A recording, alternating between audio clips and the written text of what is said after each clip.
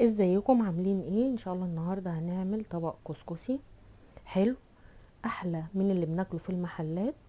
يلا بينا نشوف الطريقه.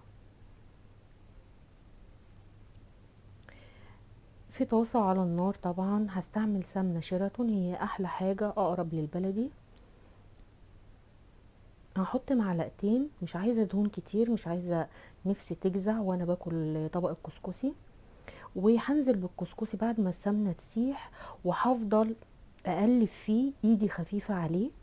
بعد ما يتغلف كله بالسمنه هضيف اي كميه سكر احنا حابينها، 3 معالق 4 معالق، وافضل برضو اقلب فيه ان هو يتشرب السكر، وعلى نار هاديه افضل اقلبه لغايه لما يشرب السمنه والسكر، بس ما تقلش ايدي علشان يفضل مخرز.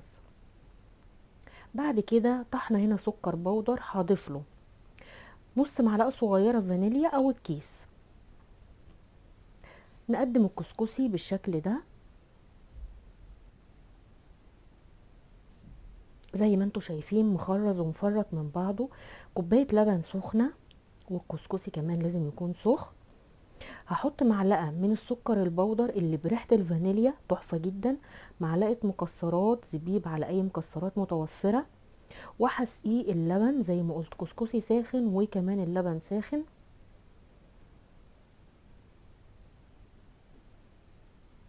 وندوق بقى احلى كسكسي بجد، هتاكلوه بالطريقه دي احلى من اللي بناكله بره. جربوه ان شاء الله هيعجبكم، والف هنا.